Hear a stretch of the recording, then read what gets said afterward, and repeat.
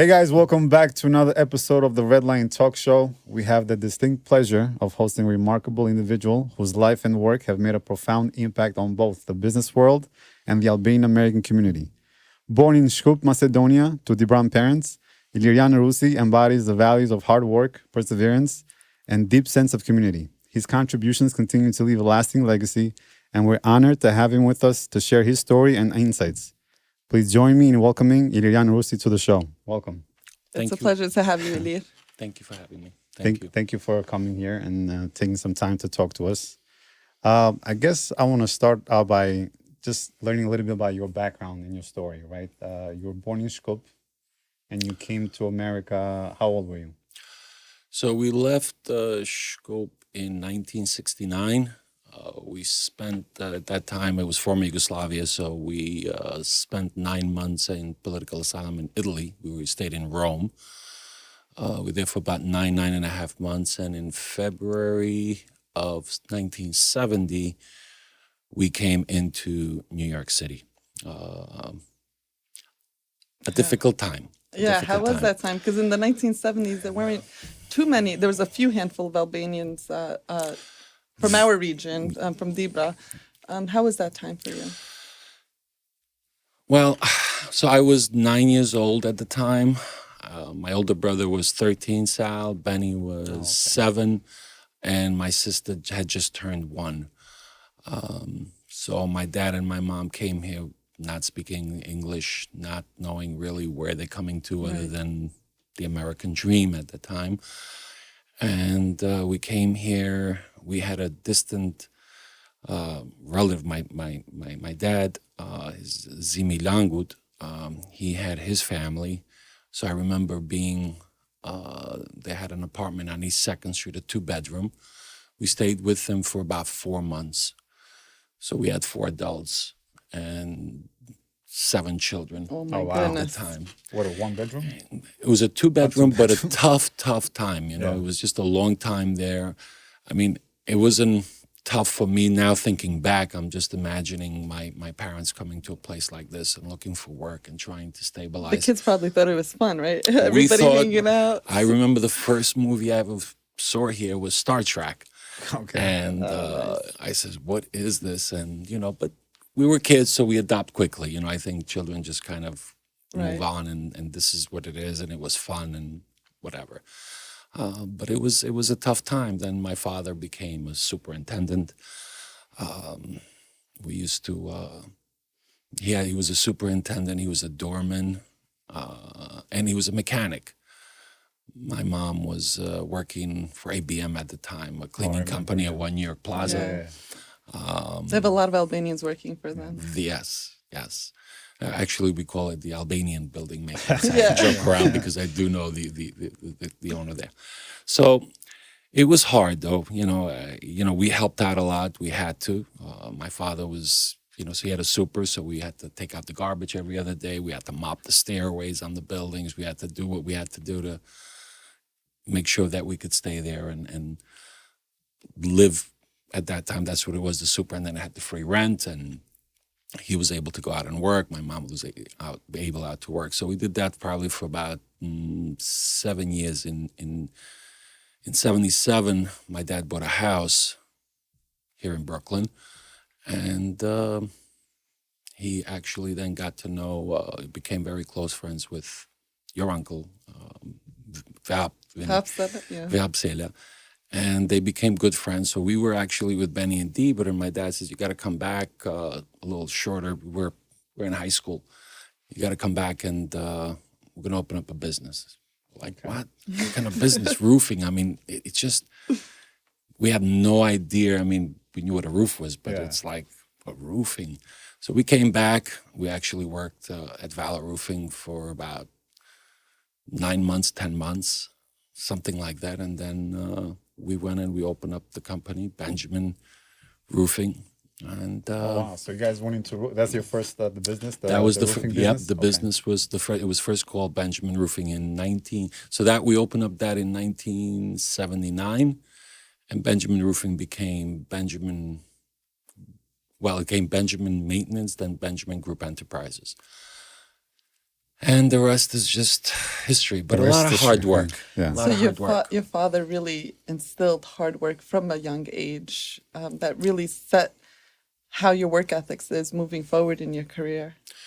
Absolutely. Well, you know, the new generation is a little bit different, but you know, hard work does pay off. It's he always used to tell us, as long as somebody's signing your check, somebody's making money off you. You need to work hard, and as hard as you work, that's how much you're going to make.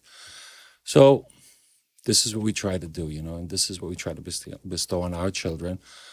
Even though it's a little more difficult with the newer generation, but I remember we lived at a long time ago, down at 279 Ocean Avenue. I remember the address. Not a great neighborhood. And I remember we were, again, young. We were in junior high school, went to Montauk at the time, Montauk Junior High School. And we did not like the district zoning of the school, but I don't know if it's still like that, but the schools had their own zoning. So if you lived in this neighborhood, you had to go to that particular school. What had happened was, we did not like the school, so we went back to Montauk, and they used to give free bus passes, but you couldn't tell them you lived far. So we used to walk, and I tell my kids, and they joke around, yeah, Dad, up the hill both ways and stuff. But it's so In true. the rain, in we the snow. walked for about an hour and a half, and this is us in junior high school, Right. little children, you know, little kids.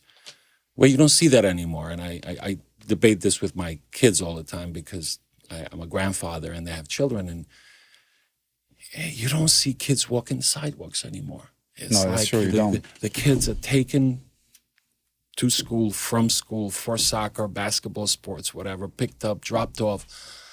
And it's just become a very closed society. Almost, I don't want to say unfriendly, but where the kids are not exposed to dealing with real life. Right. No, you're right. I think they're much more spoiled now, right, than before, which in a way kind of makes them very closed off with one another and antisocial as well. It's a totally different time how we grew up, even myself when I grew up, because I grew up over there. But it's right now it's a little bit scary because if you think about it, the way these kids are being raised, they have everything given to them, right? They don't have to work for it. They don't have to They work have for it in their hands. So Listen, every generation, I think, like my uncles used to say, you know, every generation, the parents want to make it better for their children. But I think there's a difference between making it more comfortable without removing the work ethics, because you need to work. You know, you know, these days it's not just the Albanian children; it's just children in society. general, What's happened here? It's like even the adults now. You know, everybody wants to work from home. Everybody doesn't want to work Friday. They don't want to work Monday. It's like, you know, in some countries, they're making 6-day work weeks. You know, in Spain and Japan, they're trying to push 6-day work weeks. And here, they're trying to push 3-day work weeks. And without being there, without working, personally, for me, it's just not the same. You know, and I have the issue with my kids. But, you know, they're in sales, and they said, Dad, I could send them an email. I could text them, I could call them.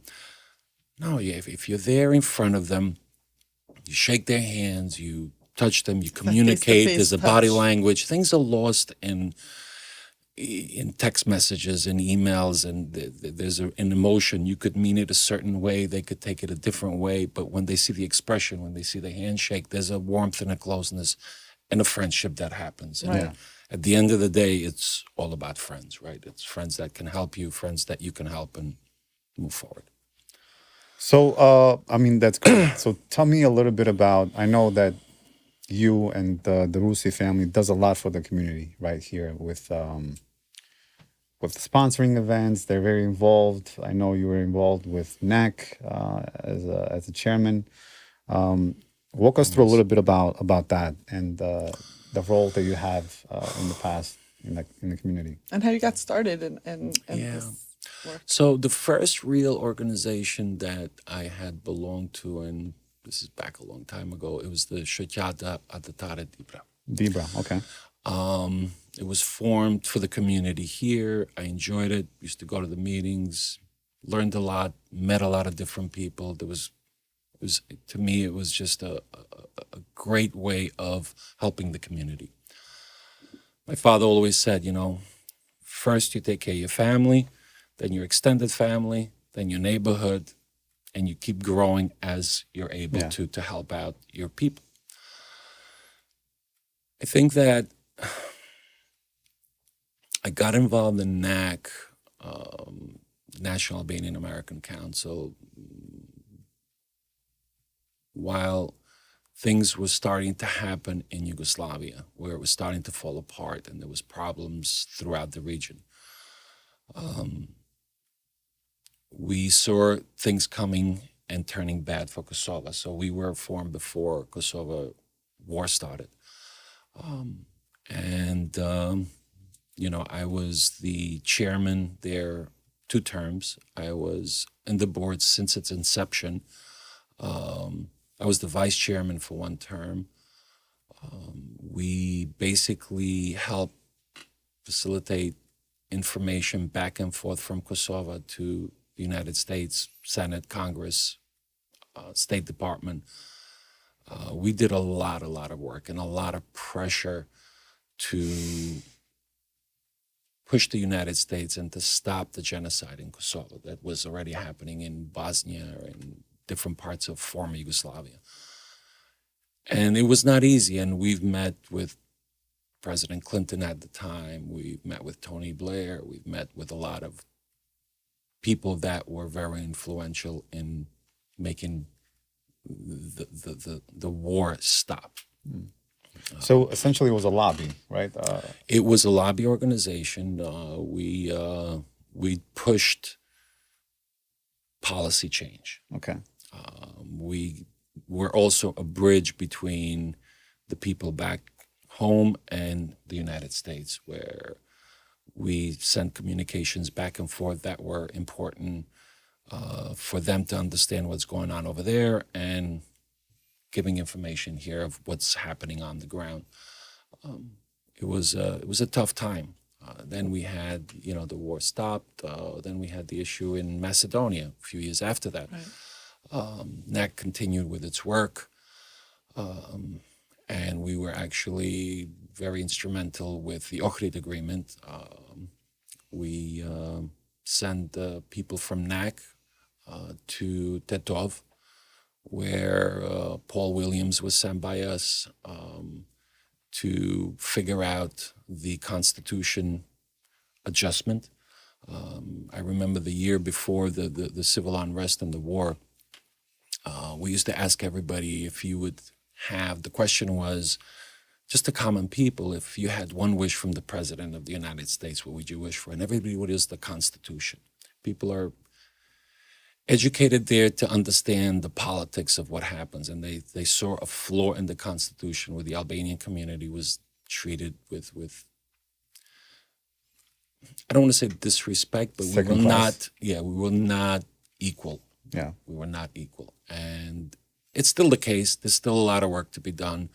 We're still debating, are they 20%, 23%? And the percentages are very important because The population percentage. the population of Albanians versus all the different communities. Well, I thought that was a lot higher, Macedonians. though. So that's, and that's, some people are saying 27%, some people are saying 37%. The problem is the census are taken by the government in power, and They manipulate the numbers. all the numbers are always manipulated everywhere, I think. Yeah, that's true. That is true. So it's definitely important for the younger generation to understand the hard work that the older generation had to go through and the challenges the older generation had to go through in order for them to have what they have today. So for today, like, we have Kosovo as a country. It's a free state, and it's not controlled any longer by Serbia, and there's more opportunity now. Can you please just explain for the younger generation who may not know this, specifically how NAC's involvement, your involvement with Bill Clinton impact the actual work that happened? Well, the community really had decided that we need to have this organization. We felt that the way we have to go up the ladder, we didn't know anybody, so we opened up an office in Washington. I'm trying to think of the question that you're asking, how the impact was. How your organization impacted the communication with Bill Clinton and the outcome of stopping the war.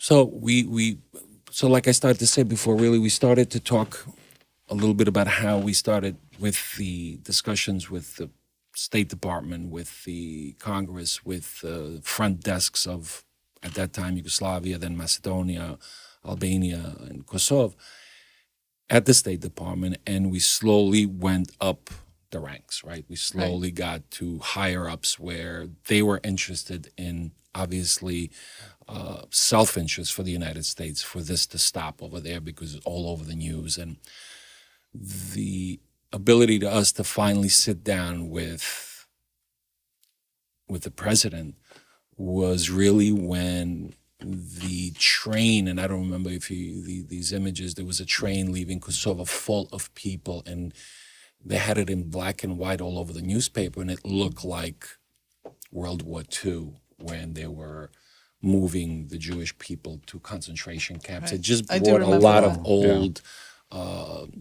imagery, ugly images, and people reacted to it. So we were also asked here to push. We were asked to push Congress. We were asked to push the Senate. But again, it's the young generation, I think, is a little bit involved, but not as much as they should be. They should understand that we are a small population back home. I mean, we're talking about, Macedonia being 2 million people, Kosovo being, 2 million people, Albania being 4 million people, or whatever they are. Yeah. All of them together are smaller than New York. Yeah. Right. So we're talking about tiny little countries with a lot of influence, really, if they get involved. And the way you get involved is by voting and by getting into the situation where you want to help. And how you want to help is really up to the individual. But so we have an organization that we just recently opened up. It's called AARC, Albanian American Relations Council, because we do see a need, again, with issues happening back home. And I don't know if I should be getting into it a little bit. But Of course. We opened it. We founded it about 6 months ago. It's just getting off the ground, but we've already talked to leaders back home. We have spoken to people here on the ground. We have a couple of meetings coming up actually next week, because we see a lot of Russian influence pushing towards our region again. We see a lot of issues happening in the region again, in particularly in Kosovo. And we see the disconnect between our leaders back home and the United States. Right. And that's never a good thing. Yeah. I mean, if it wasn't for this country and really for Tony Blair, for London at the time, I don't know if we would have a Kosovo.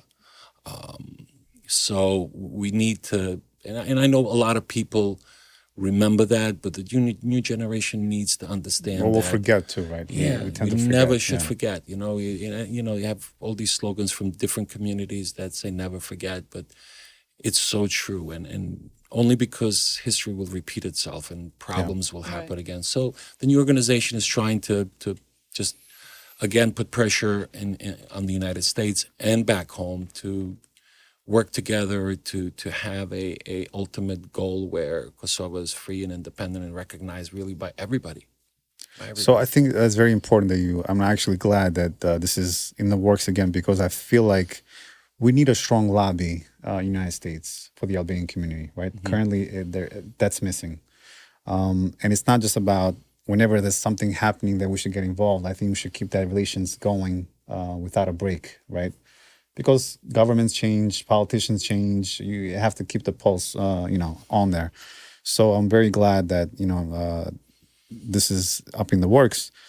Do you feel, so what type of threats do you think are current? You mentioned that Russia has influence, but specifically for the Albanian community. When I say Albanian, I mean the whole diaspora. It's not just Albania, it's Kosovo, Macedonia, Montenegro, and all. Do you feel there's a specific threat coming from the Russians or those politics that we have to get involved again? Yeah. So threats don't come always with an attack, territorial wars. Right. Sometimes they're political and they're slow.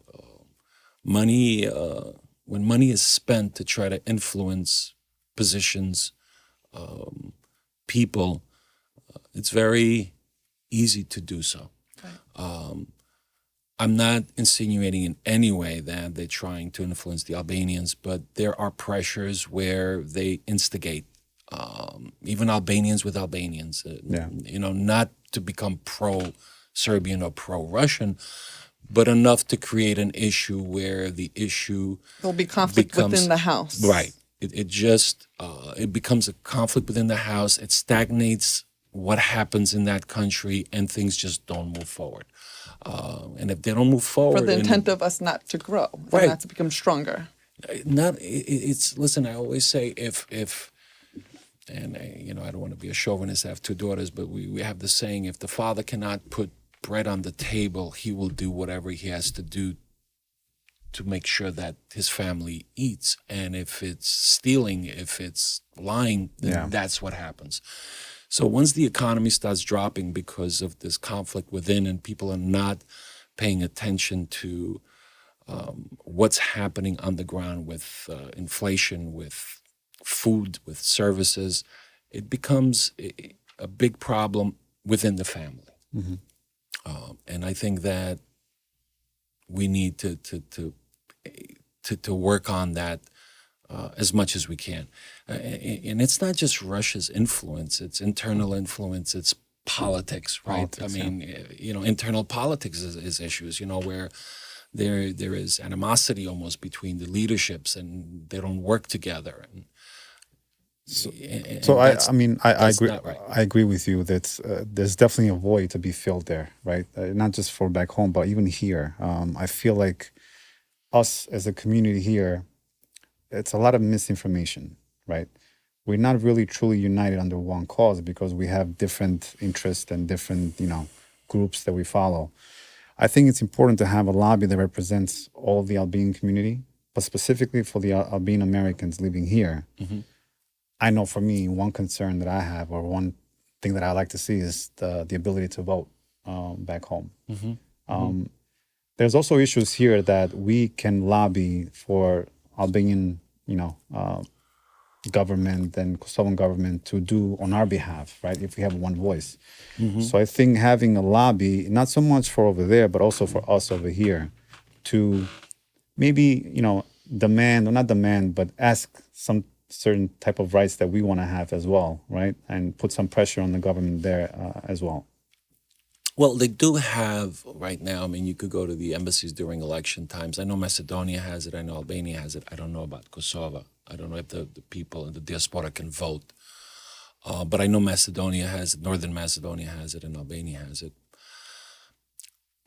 I'm of the opinion that we are the diaspora and we want to help the communities there. But I don't live there. Let the people vote who they want to vote for. We will work with whoever is there unless we see issues. Yeah. But whoever they pick, that's their leader, and that's who I would like to sit down with. If that leader is not good, then it's a democracy. In 4 years, vote him out and bring somebody better. Some of the issues we have back home is, it's not hard to vote them out. It's just people are discouraged, and we keep having these leaders there for a long period of time. And change is not easy, but change is good. And a different person every 8 years, like the United States has, maybe just have two-term votes, and then, two-term limit. Yeah. But those are internal things again, and I don't want to, I consider myself an Albanian, but a U.S. citizen, obviously, and I don't want to get into their constitution as long as it's good for the people. If it's not, then yes, it bothers me. I mean, like in Northern Macedonia, I have issues there. where, like we talked about a little earlier, Yeah. we just need basic human No, rights I and understand. equal rights for No, everybody. I understand. But I have dual citizenship. But I have an Albanian passport and I have an American passport. So for me, it matters. The vote doesn't matter, right? I understand. And also, we have property there and businesses that we want to also contribute and open up. And I think it's important to have that link and being able to contribute, not just by the way of economy, but also by voting. So I think that's important. But just talking a little bit about community here. I know that you guys are also very involved in the healthcare space. With you have the Florina Rusi Market Cancer Center Foundation, that's correct. So my sister passed away about 22 years ago now. She passed away from breast cancer, fought for about 2 years. Obviously, we had no clue. She was very young. And you learn a lot of things. The younger you are, you think the stronger you are, you could fight it better, but actually the younger you are, the more aggressive it is because your cells are just multiplying fastest, and so does cancer. So by the time, that was a tough time, but I remember exactly when she called me and told me, and I remember just so many different parts of that terrible time, and it's so true that it affects the whole family. Yeah. It really, really does. We just our lives just basically stopped for about 2 years from the day that she was diagnosed with breast cancer till she passed. So, we got together with my brothers afterwards, with my brother-in-law, Tony, Faton Marke. We got together with some other friends and we discussed how do we honor her. Right, how do we honor her and how do we change this, not change, but really try to make convert awareness. the pain. Try to make the pain really and try to make something positive out of it. And we thought, you know what, let's do something in Dieber. This was in the beginning. So we opened up a cancer clinic in Dieber.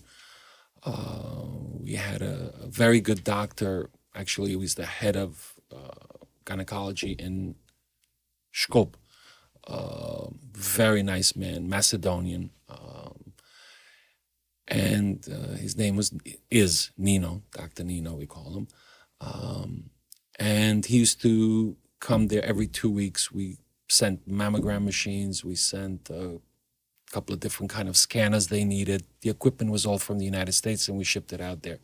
And we did good. I think for the first 4 years or 5 years, we diagnosed, I think it was 48 or 49 which likely women. would never been diagnosed if you didn't. I mean, at least at an early stage. Absolutely. I mean, we found Dieber really to be a little bit of a cancer cluster there. It's like Staten Island, where there was just a lot of cancer going on, and there's a lot of digging there in the mountains for gypsum and stuff. So everybody has a lot of theories, but exposures, right. So,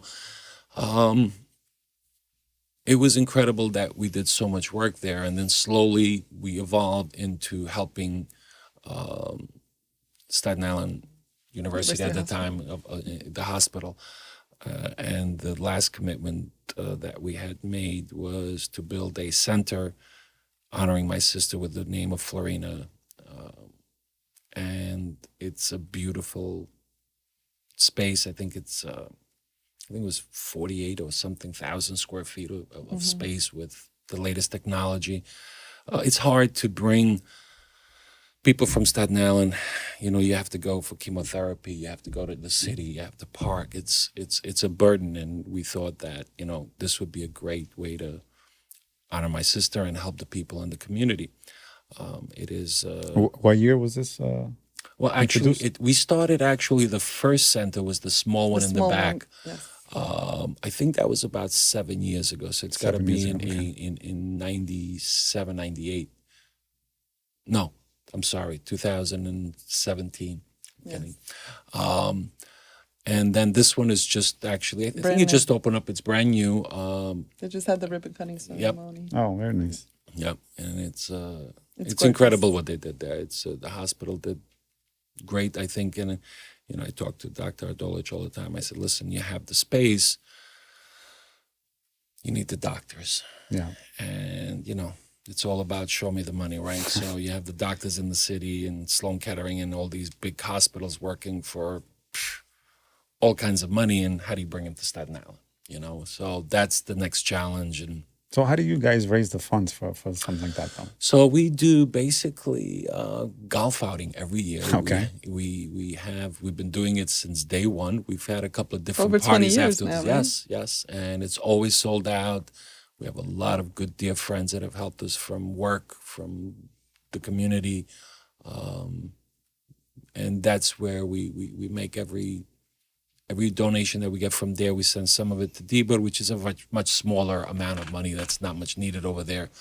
And I most of it does go here because we do have a commitment to the Staten Island hospital. That's there. And one of the other things Northwell. that you've done in DBUD, besides obviously doing early detection, is actually going to the schools and teaching the children about early detection, self-breast Yes. exams, not just the females, but also the males, so they can communicate with their mothers and grandmothers about this, That is, correct? yes, absolutely. Can you elaborate more on that? So we found out, and this was in the early stages, is how little breast cancer was talked about back home. Obviously, culture and religion and tradition didn't really allow it, so to speak. Not that it didn't allow it, but it wasn't something talked about. And there's nothing on TV there. There's nothing on advertisement in the TV shows that exist over there in all of Macedonia. Till, I don't want to say recently, till about 10 years ago, because now they have cancer walks and it's become, there's been more awareness. So one of the issues that we had is we couldn't bring people, the ladies, to come in to do examinations there. So They didn't want to be seen. They didn't want to be seen. Is it a man? I mean, how, we didn't have a woman, a doctor Yeah. at the time, a female doctor. So, they felt extremely uncomfortable. So what we try to do is we made pamphlets. We going to the schools and trying to explain to the younger kids what they should be talking to their parents about. There's no colleges there, so we started at the high school and went back down to junior high schools. And we tried to tell them that, listen, these are pamphlets. We try to write them in Albanian and Macedonian because that's what you have to do. It's for both people. It's for all the people of D, but it's... and what we found also is that we had a very large community from Dibra Vogelneth. I mean, Yes. they were coming for the examinations because they had to go to Tirana, and that it's was closer so for much them. further for them. Yeah. And they had to make, there was even in Skopje, there was a 4 or 5 month waiting period to get a, mammogram and to do all the tests that they wanted to do. So I think we helped a lot by explaining to the children, sending pamphlets of them talking to their mothers and grandmothers and the women in that household. As we know, back home it's a little bit different. So families are bigger communities that live together in the same homes. And we just keep moving forward, keep trying to do what we can do. Early detection of cancer is very important. So just to do your routine exams of your annual mammogram of 40 years or older, but if you have family history of like a mother or grandmother who had breast cancer, you would want to start screening earlier than that for your daughters and for yourself if you're listening. Yeah. Absolutely. Definitely. There's also, I remember, I just got to say this because it's important. I remember talking, trying to think of who was the president at the time of the hospital. So I remember we were at a table in Staten Island University Hospital, and I said... Was it Donna Prosky? It was, no, Steve or... So we were talking about male breast cancer. Oh, yes. Male breast cancer? Yes, there is There- a yes. population That's such a thing? where... There is, yes. So 100%. I'm saying, Okay. what's the people? How many people Yeah. is there in the Staten Island University? And they said a very small percentage, but they do exist. So we leave. 2 weeks later, I find out the president had breast cancer. He was there. Nobody had known about it. I mean, they were still keeping it Which president? a secret of the hospital. I know who it is. Okay. But I won't say So, it. okay. So it was just a coincidence, and I think that's important. That it's not as Did not know that. many, but yes, male breast cancer does exist. And One of my colleagues, again, I'm a physician assistant, and one of my colleagues, who's also a physician assistant, just was, taking a shower and he felt a lump, and we're actually clinicians, right? Right. So we're like, Right. but one of the, he was concerned about it. So he's like, hey, is this something? And he ended up getting checked out, and he had stage 3 breast cancer. And it's rare, but it happens. And unfortunately with men, because, they're not routinely doing breast self exams, it's missed. Or if they do feel something, it's kind of like overlooked. And when you do find breast cancer in males, it's usually too late. It's at stage 4, and it's it's very hard to treat once you actually do find it. So Wow. yes, there is. I learned something new today. To be honest with you, I did not know that from males. it was just Okay. something that was, And coincidentally. certain yes. areas have higher prevalence. And again, it goes back to, the environment, the jobs, the chemicals that are around. And Agreed. So I know that the Rusi family sponsors a lot of community events. How important do you think that is to keep give back to the supporting and community. giving back Extremely to the local important. community here? Extremely important. I think that, I think to bring the younger generations together, I call them kids, I guess I'm getting old, just to bring people, Albanian people together, whether it's music, dancing, talk shows, any kind of event where they get together is a good thing, because we need to really to get to know each other. Yeah. I see my grandkids. I mean, they're 3-4 hours in front of that TV playing games and everything, and I yell at them and I tell them, go to the pool, go in the back, go run It's like you have to around. go punish them by socialize. going out to play. They're like so upset and so disappointed. I couldn't wait. I mean, my mother used to tell me, and I barely spoke English. She goes, listen, before the lights go out on the street, I want you home. Yeah. It still rarely happened. We used to play outside in the parks. We used to scrape ourselves. We used to, we used to get hurt. We used to do things. And I blame the parents, because I think they're getting lazy. It's a lot safer for them and comfortable when the kids are in the other room instead of outside riding their bikes and falling and getting hurt. But that's how you grow up. That's how things happen, and how you learn to communicate with people. And I get it, bullies where there's a problem, but you need to communicate with these people. They need to learn how to talk, how to get out of situations, how to... Because that carries on then when you start to be in the real you world. need those and- tools, and you because need that's them. the real world, right? You go up and, maybe they're not bullies. They're still bullies, but it's But now they're different. hiding behind the It's computer. different, right? It's different. So, but what are we going to do? So tell me a little bit about your vision of the community here. How do you see the Albanian community doing? As far as, are we united? Are we moving in the right direction? I feel like there's a little bit of disconnect when it comes to us getting together for one cause specifically, and that can be for various reasons, right? But what's your take on that? I think we have a very good and strong community. I think I just remember when the war in Kosovar happened, when the war in Macedonia happened, when we have earthquakes, how quickly we all forget about all the BS and we come together. And we're very powerful together. And we absolutely, well, every community is, right, but we do come together.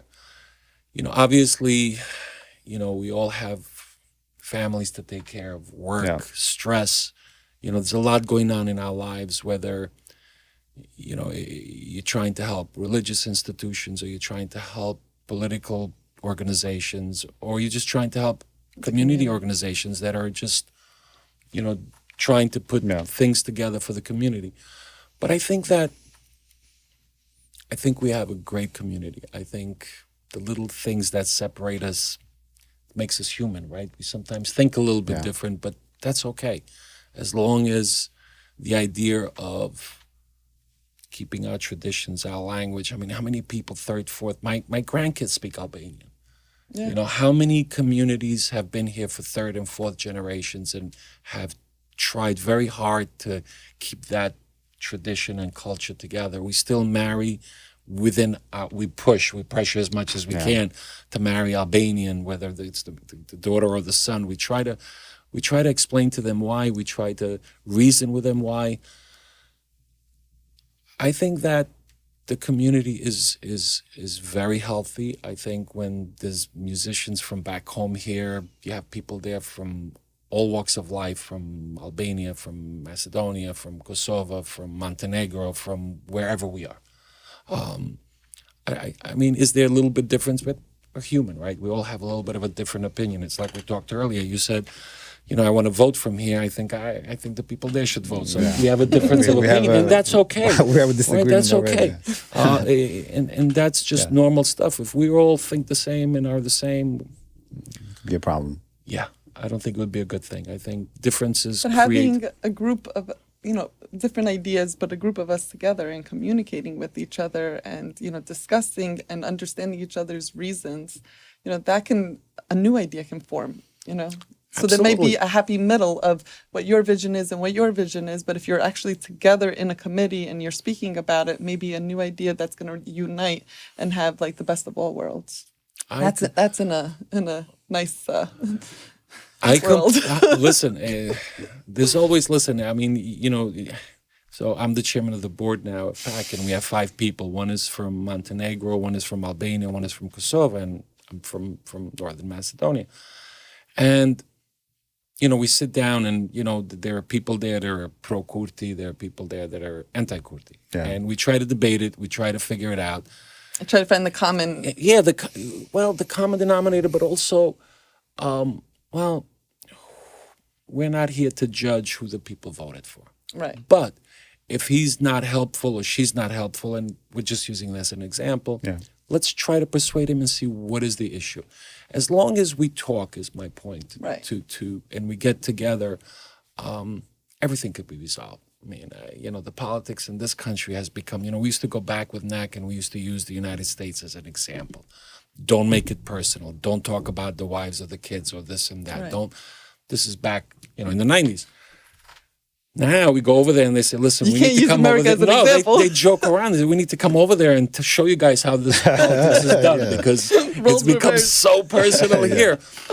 Nobody used to talk about politics and religion, unless it was something very close and intimate. Now it's like, it's you're with me or you're against me. Right. There's no more. Instead of having discussions. Keep your ideas and move forward. So let's talk a little bit about that, about AARC, right? How do people if they want to get involved into this, how do they do that? Like I said, right now we're still a very, like I said, it was formed about 6 months ago. We're still in the process of doing a lot of work, and we are still really just not ready and prepared. You're at the foundation phase, we're setting not, up the structure. We want a solid foundation. We've been talking. There's another organization, a PAC in Texas, that's doing very well over there, Albanian. Okay. And we're trying. Actually, we're meeting next week. We're going to sit down with them. We're going to discuss some things. I think that right now we are just not ready for accepting people to come in until we stabilize and we figure out some details and how we're going to structure certain things with more people coming in. Because obviously it takes money to do everything. We have an office in Washington D.C. right now. That's with every startup. In the beginning, it's hard. You have to, first understand what is your mission, what is your goal, set up the foundation, the structure before, kind of opening it up to a large audience, because then it falls apart quickly if you open it up too fast. That's correct. That's correct. If you need our help, we're definitely willing to, help you very with much. whatever that you need. I think it's important that the younger people get involved into this stuff because, again, they're going to be for the long run, right? They need to be involved in part of those conversations to understand what's happening and how do they contribute too. We have and learn from all of you. We have so many great individuals that have so many different backgrounds and experiences that should be able to contribute, it's something like this. So I applaud you for that, and Thank you. Wish you much success. Thank you. Any messages and messaging that you want to give to the younger generations who are watching, or any advice or tips on how to become successful in the business world, how to contribute in the community as you have done, and how to keep that going? Not every day we have the honor of sitting with you and having this Oh platform my God, no. to learn. Well, it's a good question. I mean, I think first you start by listening and paying attention to your elders, even if you're 30 years old. Don't think you know it all. Yeah. I think if you pay attention to them, you understand the hard work and the hardship that they have gone through and the pain they have gone through to try to make it in this country or anywhere really, which is hard work. It's really, we used to wake up 5 o'clock in the morning. I used to get home at 8, 9 p.m., 6, 7 days a week. I really rarely saw my kids. So it is hard work and it's dedication to what you want to do and how important it is. It's not easy unless you want to work somewhere for 8 hours and then if you're satisfied with that, that's a different situation. And there's some people that don't even want to work. But hard work is hard work and it always pays off as far as I'm concerned. And as like I said earlier, as long as somebody's signing your check, somebody's making money off you.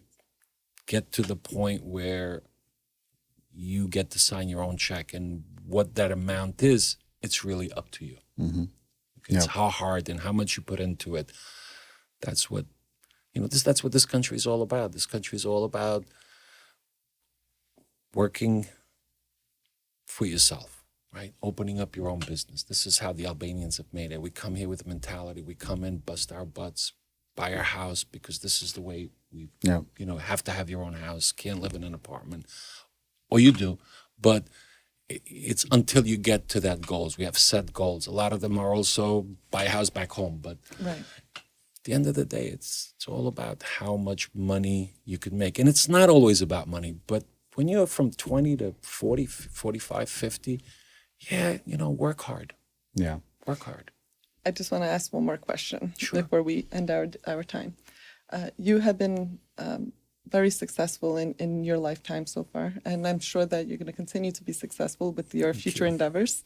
Between your work, NAC, other organizations that you've been a part of, the Florina Rusi Cancer Center, and so on and so forth. Mm-hmm. Who has been your rock that keep you grounded throughout all of this? Well, my family, really. I mean, you have to have a very patient wife. His wife is amazing, by the way. She is. She's. We've been married 44 years now. Oh wow. I got married. Well, that's a whole nother show, right? we should ask that question. Arranged marriage and all that stuff. But I'm a believer in it, and I have my. I'm actually my a believer in arranged marriage too, and you grow into love. I agree. And I think love is extremely important, but I think, and this is where a lot of youngsters miss it, love is extremely important. But more than that, I think it's commitment, right? And we have all these rules in society and religion where they tell us, for better, for worse, for richer, for poor. They are there to try to make you commit to something for the rest of your life, which is extremely difficult. And then, of course, it goes with trust and of course, with respect. everything that it comes with. Right. But I think it's important that we work on the family. And Zime, so her name is Lulzime, has been amazing. Like I said, 44 years. February 12 is 45 years. So it's coming up. That is happy anniversary gave me soon. 3 beautiful great. children. My son Adrian, my daughter Elisabetta, the big one, and Liria, the small one, with 5 beautiful grandchildren. very nice. Beautiful. It goes back to the foundation. Absolutely. Without, listen, that's your team, right? That's your basic. That's your solid foundation where they have to understand so much when you're working for so many hours. And then when you have some free time, you're devoting it to different organizations. It's not easy, in your day, just, I enjoy it. I have enjoyed it. But to them, it's like, Dad, when are you coming? When can we do this? When can we do that? And and I do miss some of that I've missed in the past, but it's You get a second you chance weigh with it your out. grandchildren now. That's exactly right, and that's what's happening, right? My son especially always tell me, "You never did that with us. You never did this with us. You never." But now you can watch I used me to do it work. with your I said, children. you go to work, I'll watch the kids. Now I have the Hello. time to do it. Yeah. Well, I mean, I just also want to mention this because it's my favorite thing that the Rusi family does. It's every November, you guys put the Albanian flag on the BQE building. Yes, Yes. yes, And that's yes, such a yes. motivation for me. Every time I drive by, it's like, yes, we made it, you know. We always mention your names. Like, great job, So Rusi family. keep doing that because that's a true inspiration actually to live in New York and then you drive through the BQE and you see the big Albanian flag, every year. Like we knew it was your family, but there's a now lot it's, of people they don't know. they don't know They who's just know it's a behind big that. Albanian So, flag. Yeah. the Rusi family is behind that. So, thank you for doing that. Thank you for supporting, Albanian businesses and the community here as a whole. Truly enjoyed the conversation. Well, same here. I was a little nervous, but It's I okay. wish you guys all the best and all the luck with this Thank you so endeavor. much. Nothing is easy, and No, Yeah. indeed. as this, I'm sure, even though you're sitting down here and it all looks simple, bringing people here, but it takes a lot of work to Yes, get it here, does. and it's going to take more people to try to support you, and sometimes it's financial, sometimes it's bringing people here, and sometimes it's just spreading the news. Yes. Thank you so much for that. Please. Thank you. And thank you for coming on the show.